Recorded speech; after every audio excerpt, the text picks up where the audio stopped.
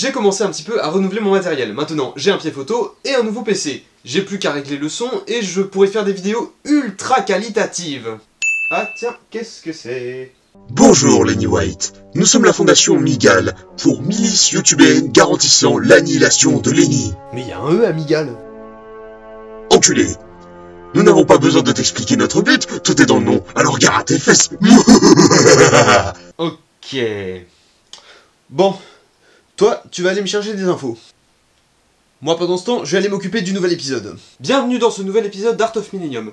Aujourd'hui, on va parler d'une saga culte, dont pourtant on commence à parler de moins en moins, la saga Mad Max.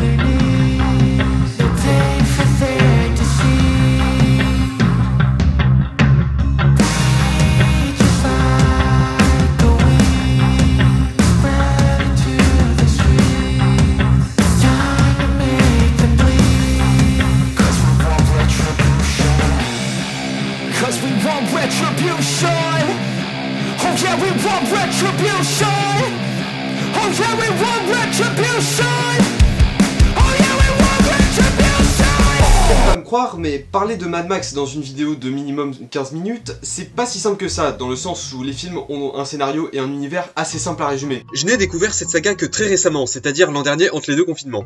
Je ne suis pas à proprement parler un fan de la saga, mais si j'en parle, c'est pour une raison que je vous révélerai le moment venu. Et comme je sens d'avance que je vais pas beaucoup avoir matière à faire des blagues, tu veux pas nous en faire une? Ah ouais, moi j'en connais une bien bonne. Vas-y. C'est l'histoire d'un mec qui bouffe le cul du... Cette saga fait partie des rares à avoir conservé le même réalisateur sur toute la durée, à savoir George Miller. Il réalise le premier film de la saga et même de sa carrière en 1979, le deuxième en 81, le troisième en 85, et enfin une suite slash reboot en 2015. Avant de passer au cas par cas, j'aimerais qu'on discute sur un point. D'après vous, Mad Max, c'est plus du cinéma d'action ou de la science-fiction? Il est vrai que sur certains points, la saga emprunte plein de caractéristiques du cinéma d'action, ne serait-ce que dans ce qui est le centre des films, les courses-poursuites en bagnole, que Mad Max a d'ailleurs popularisé. Et oui, Mad Max, c'est la version post-apo de Fast and Furious. J'ai dit post-apo? Eh oui, car si cette saga se rapproche aussi de la SF, c'est parce qu'elle est le symbole du film post-apocalyptique. Pourtant, le premier film n'y est pas vraiment. Dans un futur proche, le monde est en pleine crise après une guerre du pétrole et les routes australiennes sont envahies par la délinquance. Un des membres d'un groupe de motards, les Aigles de la Route, se tue dans un accident alors qu'il était pourchassé par les forces de l'ordre. Voulant venger sa mort, les autres membres du groupe, menés par Tucker, chirurgien en VF, sèment la terreur en tuant pour le plaisir chaque flic ou civil qui ont la malchance de croiser leur chemin. Ils commettent l'erreur de tuer, entre guillemets, la famille de Max Rokatansky, un flic particulièrement doué pour faire plier ses adversaires qui, suite à ça, va basculer dans une folie meurtrière et va tuer chaque motard jusqu'au dernier. Alors mettons les choses au clair, Mad Max premier du nom est un bon film. Mais il n'en demeure pas moins assez bancal. Sans parler du scénario en lui-même, le film ne semble pas être un film post-apocalyptique au premier abord. En fait, George Miller n'avait pas l'intention de faire un film post-apocalyptique. Mais le film n'a eu droit qu'à un budget extrêmement réduit. L'équipe n'a pu tourner que dans des bâtiments abandonnés pour faire ressortir le contexte du futur post-apo. Ajoutez à ça l'absence totale de figurants, et voilà ce film censé être un film d'action policier devenir un film... J'en ai déjà marre de dire post-apocalyptique ou post-apo. Je vais dire PA. Le film n'ayant pas une histoire trop complexe, le scénario tient la route dans sa durée globale, avec toutefois certains éléments qui laissent des doutes. Comme je le disais, c'est le budget insuffisant qui a obligé le film à se situer dans un cadre PA. Bon, il y a des fois où ça sonne pas des masses. Par exemple, la présentation du contexte est à mon sens un poil survolée. Ouais, j'avais la flemme, ouais. Et c'est un peu le problème de ce premier film. On est lâché dans un univers qui n'introduit pas grand chose de façon claire et qui nous fait nous poser 1000 questions. On sait juste qu'il y a eu une guerre du pétrole, mais ça ne joue quasiment aucun rôle dans le film, à part qu'il y a plein de voyous sur les routes. Quant au meurtre de la famille de Max, il n'intervient qu'à la fin du film, ce qui fait que la folie meurtrière de Max ne se concentre que sur les 10-15 dernières minutes. Le reste du film s'est débrouillé pour instaurer petit à petit ce climax, mais après le drame, les médecins disent que la femme et le fils de Max sont gravement blessés et qui peuvent être sauvés. Et on n'en reparle plus jamais parce que Mad Max part zigouiller du motard tout de suite après. S'ils sont encore en vie et peuvent être sauvés, pourquoi ils partent directement dans une tuerie massive? S'ils étaient vraiment morts, je comprendrais, mais là c'est assez maladroit. D'ailleurs, la relation de Max avec sa femme et son fils est un peu floue pour moi. La première scène où on les voit nous montre le cliché du père absorbé par son travail et qui ne consacre pas assez de temps à sa famille, cliché que je trouve saoulant depuis Hook. Et est-ce que j'ai l'esprit mal tourné ou est-ce qu'il a des coussins en forme de nichon? Et je me rends compte que je n'ai pas parlé de Max lui-même, alors je vais corriger ça. Max est le rôle qui a révélé son acteur désormais légendaire, Mel Gibson. On ne peut pas vraiment juger sa performance vu que c'est son premier grand rôle, mais c'est pas le personnage le plus intéressant qui soit. Si son nom n'était pas dans le titre, on ne pourrait presque pas s'imaginer que c'est lui le personnage central dans les 30 premières minutes, car on se centre plus sur son collègue Goose pendant que Max a plus l'air d'être un personnage de soutien. D'ailleurs, sur l'affiche, ce n'est pas Max qu'on voit, mais Goose. Si, regardez, Max ne porte jamais ses protections aux jambes et aux poignets. Les méchants, quant à eux, sont une bande de stéréotypes des délinquants des rues, et mention spéciale à celui qui se fait tuer au début. Je suis l'aigle de la route. Je suis une machine infernale à injection, bon flash, comme l'air. Je suis l'aigle de la mort, madame.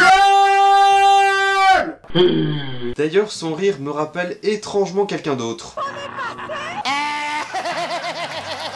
J'ai même énormément de mal avec la scène où Tucker ordonne à Johnny de cramer la voiture de Goose, ce que Johnny refuse. Je suppose que ce n'est pas la première fois que Johnny tue un flic, et du moins, il a déjà participé activement aux autres meurtres de la bande. Alors pourquoi, à ce moment précis, il refuse de tuer? Mais soyons honnêtes, les personnages ne sont pas le fort de cette licence. Non, la vraie force de cette licence, c'est plutôt son univers graphique et esthétique, qui ne commencera, cela dit, à s'étoffer qu'avec le deuxième film. Le premier film ayant été un succès, il a rapporté assez d'argent pour faire une suite qu'on peut vraiment qualifier de film PA digne de ce nom. Mad Max 2 The Road Warrior, traduit en français par Mad Max 2 Le Défi. Apparemment, Warner adore foutre un défi dans les titres français des deuxièmes films de licence. Je dis ça, je dis rien. Est souvent cité comme le meilleur de la saga. Il n'est pas très dur de comprendre pourquoi. Le budget, cette fois-ci approprié, a permis de vraiment développer son esthétique qui symbolise la franchise. Avec ses costumes particuliers mélangeant le militaire, le punk, le sadomasochiste. Ne vous plaignez plus jamais des costumes du 5e élément après ça. Mais ce changement fait une transition assez brutale avec le premier film en termes de production design. Mais cette fois-ci, on a une bonne présentation du contexte qui nous permet même de combler les trous laissés béants à la fin du premier film, comme confirmer que la famille de Max est bel et bien morte, et chose à noter, les 4 films sont indépendants les uns des autres à l'image des James Bond. En dehors de Max, aucun élément ne relie un film à un autre, exception faite de la scène d'intro de ce deuxième film. Une nouvelle fois, on évite de fourrer trop de choses dans le scénario afin d'éviter les incohérences. L'histoire justement. En pleine recherche d'essence, Max tombe sur une citadelle qui en possède, mais qui est régulièrement assaillie par une bande de pirates menée par Lord Hummungus. J'ai dit Hummungus. Voilà. Max leur propose de les aider à s'en débarrasser en échange de quelques litres d'essence. J'aime l'essence. Dis donc, tu bois de plus en plus. Je vois pas tant que ça et on n'en parle plus. Autrement dit, Max n'est pas un héros qui fait le bien pour le bien, mais pour son intérêt personnel. Notre héros! Comme dans beaucoup de films de science-fiction, le mal est engendré par le mal. C'est les conséquences de la guerre évoquée en début de film qui ont mené une partie des êtres humains à devenir de dangereux criminels. D'ailleurs, élément assez central dans la saga, la méfiance. Dans un monde où règne la terreur, il paraît évident que tout le monde se craint un petit peu les uns les autres. Bon, remarque que dans notre monde réel à nous, on n'en est pas si loin que ça. Il est instauré principalement par les habitants de la citadelle qui voient Max débarquer tenant un des leurs blessé. Dans un autre contexte, j'aurais pris ça pour de la paranoïa, mais là c'est approprié.